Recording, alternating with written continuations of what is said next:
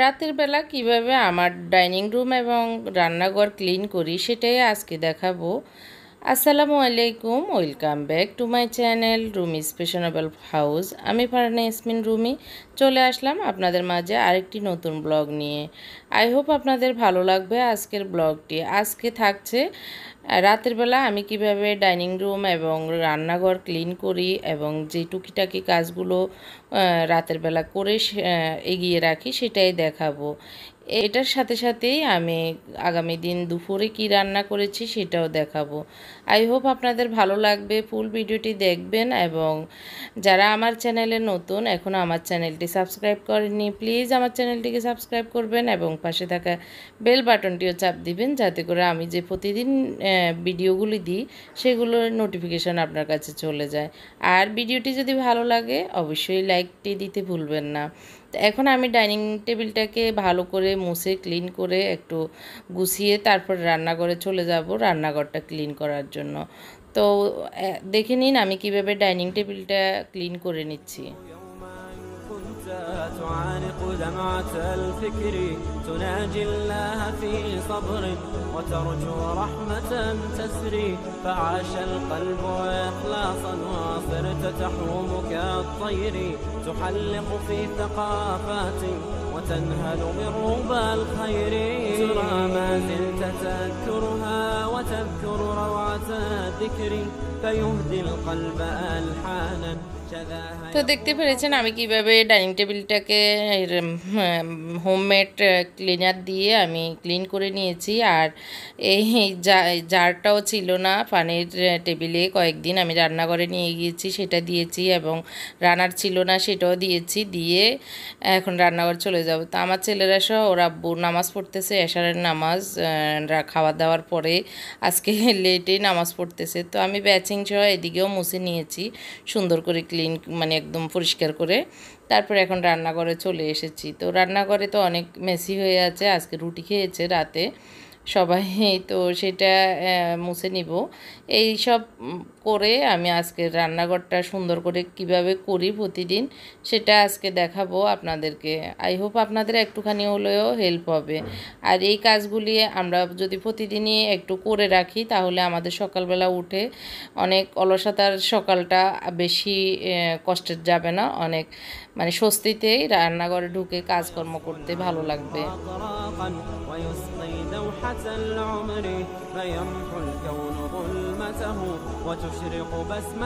তো যে জায়গাগুলো একটু মেসি হয়ে আছে, একটু অগুছানো হয়ে আছে, আমি সেইগুলোও করে নিচ্ছি। এই কাজগুলো মাঝে মধ্যে একটু এলোমেলো হয়ে যায় এই সাইডগুলো, তো সেগুলোকে দু একদিন পর পরে আবার গুছিয়ে ক্লিন করে রাখি। আর কিছু থালাবাটি হয়ে আছে বেসিংয়ে, সেইগুলো ধুয়ে নিচ্ছি, ধুয়ে তারপরে আমি অন্য কাজগুলি করব। تغرد كل ما فيها وتزهو في ربى السحر وزون العز ترسلها بكف الحب والطهر تقبل صاحبي منا نسيم الحب والشكر تقبل صاحبي منا نسيم الحب والشكر.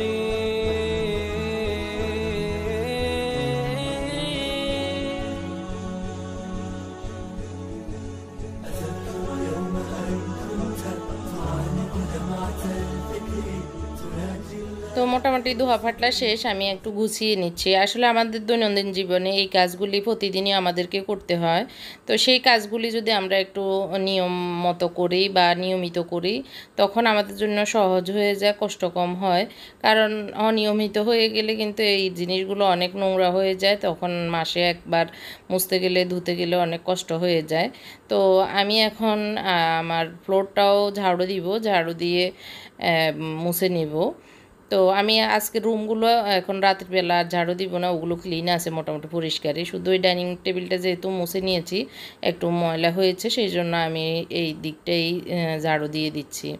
তো আমাদের নিয়মিত যে কাজগুলো সেগুলোই আমি দেখাবো। এটা ছাড়া মাঝে মধ্যে আমি ডিআইওয়াই করি, মাঝে মধ্যে হাতের কাজ করি, সেগুলোই দেখাবো। তারপরে টিপস ভিডিও যায়, তো সেগুলো আসলে সময় সুযোগ বুঝে আমাকে দিতে হয়। তো আর নিয়মিত যে কাজগুলি সেটাই আপনাদের সামনে আমি উপস্থাপন করতে হয়।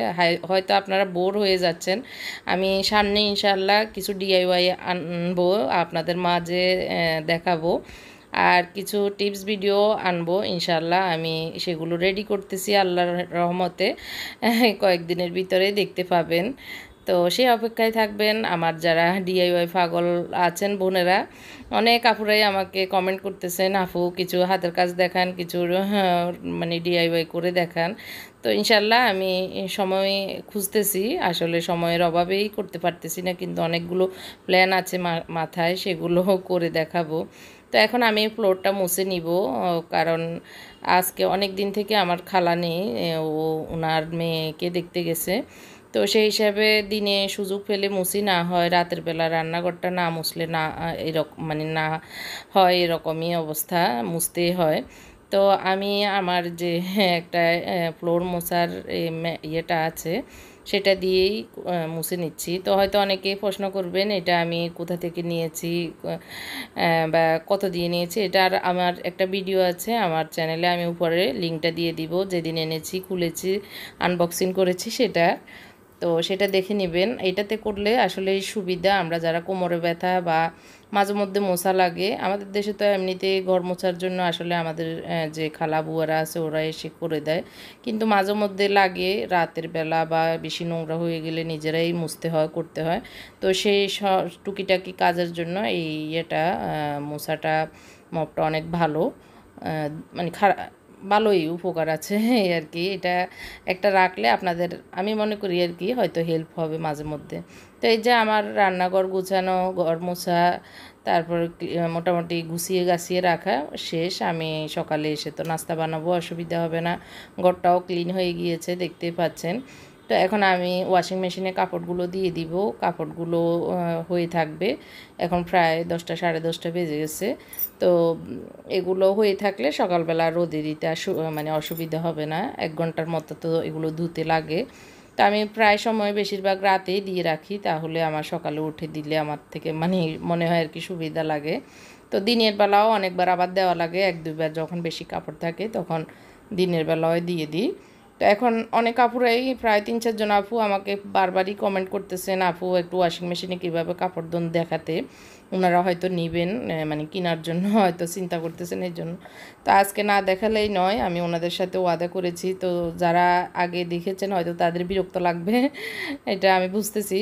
তো যাই হোক, আমি যে কাপড় নিয়ে পরিমাণ মতো আমরা যেগুলো কাপড় দেওয়া দরকার দিয়ে সাবানের পাউডার পরিমাণ মতো এইভাবে আমি হাতে ছিটিয়ে দিই, না হয় একটা ড্রয়ার আছে, এই যে সামনে একটা ড্রয়ারে দিলেও হয়, কিন্তু আমি বেশিরভাগ হাত দিয়ে ছিটিয়ে দিই।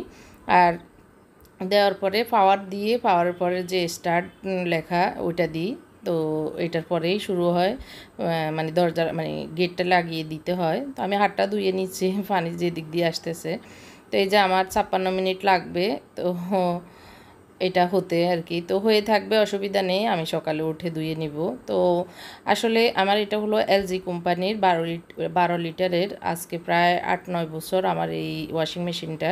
তো ভালোই পড়েছে। তো এই যে আরও কিছু আছে সকালে দিব, আবার পাপোশগুলো ধুবো কালকে।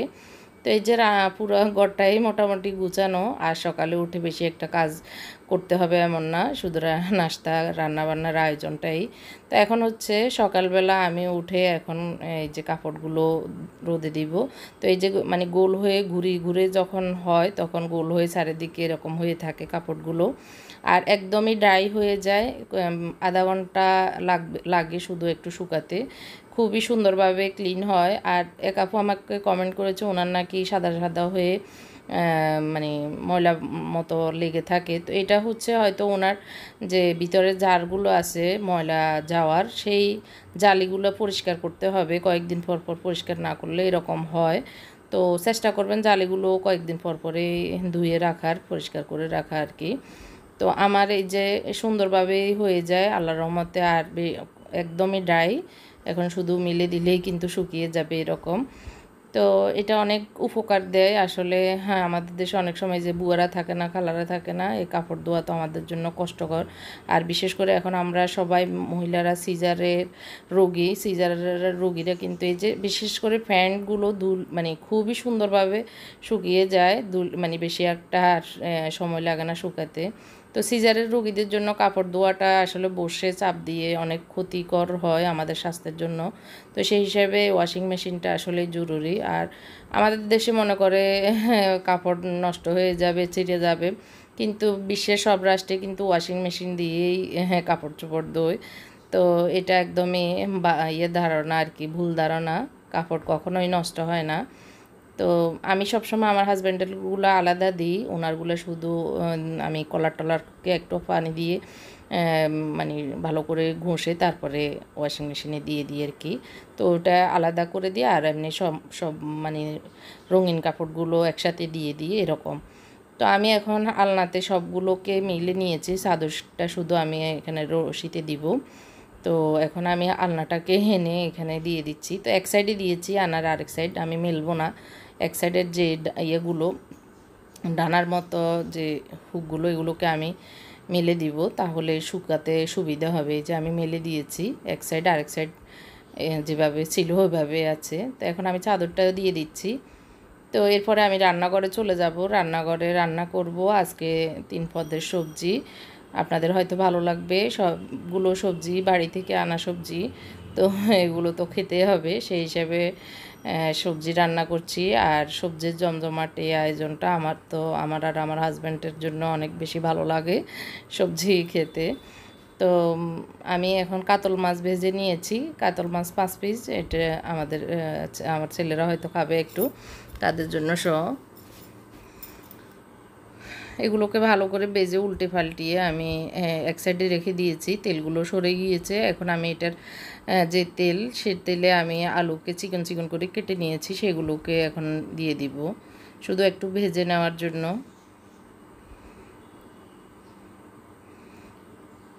তো আলুগুলো হালকা ভাজার পরে আমি ঢেঁড়সগুলো ভেজে নিব। তো এভাবে আজকে রান্নাটা করছি। আর পাশের চুলায় আমি চিংড়ি মাছ, ছোটো যে দেশি চিংড়ি মাছ, সেগুলো দিয়ে কলা দিয়ে আর পেঁপে দিয়ে রান্না করব একটা মিক্স সবজি আর কি। তো আমি মাছগুলো উঠিয়ে নিচ্ছি আলুগুলোকে ভালো করে ভাজার জন্য। তো আলুটা মোটামুটি হালকাভাবে ভেজে নিয়েছি আর কি তেলে। আর এরপরে আমি সেই তেলে আবার ঢেঁড়সগুলো ভেজে নিচ্ছি। ঢেঁড়সগুলো সরাসরি রান্না করলে কিন্তু লোডগুলো বেরিয়ে যায়, হ্যাঁ আমরা জানি সেটা।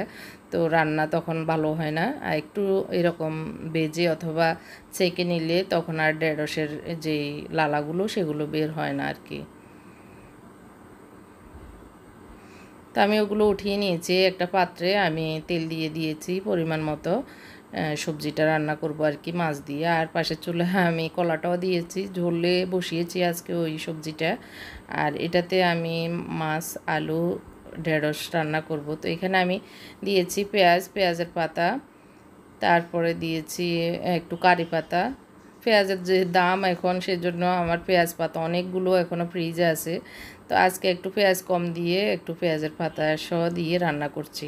তো এখন আমি পেঁপে কলায় একটু গরম মানে একদম ফুটন্ত গরম পানি দিয়ে এগুলোকে নেড়ে ছেড়ে ঢাকনা দিয়ে দিব।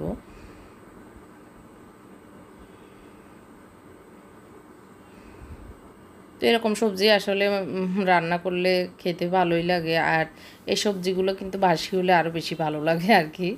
সকালে যখন রুটি দিয়ে খাওয়া হয় ভালোই লাগে আমার থেকে আর কি। অনেকে হয়তো বাসি সবজি খান না বা বাসি তরকারি খেতে চায় না, আমার হাজব্যান্ডও ওরকম, ও বাসি খেতে চায় না। তারপরেও মাঝে মধ্যে একটু শুকনা শুকনা করে মানে জাল দিয়ে রাখলে ভালোই লাগে। তো এখন আমি পেঁয়াজের ভিতরে টমেটো কাঁচামরিচও দিয়ে দিয়েছিলাম। তো তার ভিতরে আমি 1 চামচ হলুদ, 1 চামচ লবণ আর 1 চামচ গুঁড়ো মরিচ দিয়েছি। আর একটু জিরা ধনিয়ার পাউডার দিয়ে এগুলোকে ভালো করে কষিয়ে নিব। তো একটু পানি দিয়েছি যেন পেঁয়াজ এগুলো ভালো করে গলে যায় এজন্য।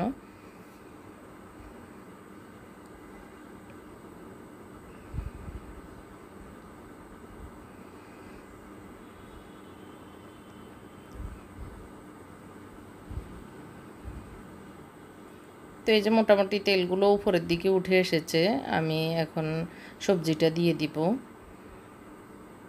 সবজি বলতে আলু, মাছ আর হলো ঢেঁড়স, এগুলো একসাথে দিয়ে ভালো করে উল্টিয়ে পাল্টিয়ে, এগুলো যেহেতু আগে ভেজে রেখেছি এখন আর কষানোর দরকার হবে না, সরাসরি রান্নাই করে ফেলবো।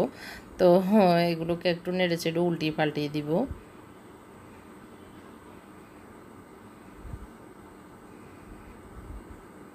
এখন আমি ফুটন্ত মগে পানি গরম করে রেখেছি, সেটা দিয়ে দিচ্ছি।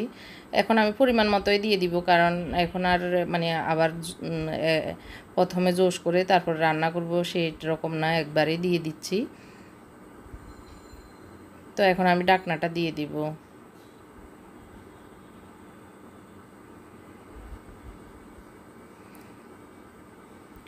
বাড়ির সবজির মজাই আলাদা আসলে। হ্যাঁ, বাড়ির সবজিগুলো খুবই টেস্ট হয়। তো আমি এখানে একটু শাকও দিয়েছি একটু হয়ে আসার আগ দিয়ে। তো এগুলো মোটামুটি হয়ে গেছে, আমি এগুলোতে ভাগার দিব। তো এটা বলক এসে গেছে। তো এগুলো হতে হতে আমি এখন রান্নাঘরটা মানে যেগুলো একদম হয়ে রয়েছে, কাউন্টার টপগুলো ভালো করে ক্লিন করে নিচ্ছি। কারণ রান্না করতে করতে অনেক নোংরা হয়ে যায়, এটা সেটা পড়ে। তো সময়টাকে কাজে লাগিয়ে নিচ্ছি, ভাগার দিব তরকারিতে, আর ওগুলো সবজিটাও হোক মাছটাও হোক এর ভিতরে মুছে নিয়েছি। তারপরে আমি শাক ভাজি করব। বাগার দিয়ে সেই তেলে সেই ফ্রাইপ্যানে আমি শাক ভাজার জন্য তেল, তারপরে পেঁয়াজ, রসুন, একটু রসুন ছেঁচে নিচ্ছি। তারপরে এখানে দিব লাল মরিচ, তো সেগুলোকে কেটে দিচ্ছি 4-5 পিস। তো ওগুলোকে কম আগুনে বসিয়ে রেখেছি। এদিক দিয়ে সব আমার যে মাছটা সেটা হয়ে গিয়েছে, সেটা নামিয়ে আমি এখন একটু লবণ দিয়ে ভাপে দিয়ে দিয়েছি শাক।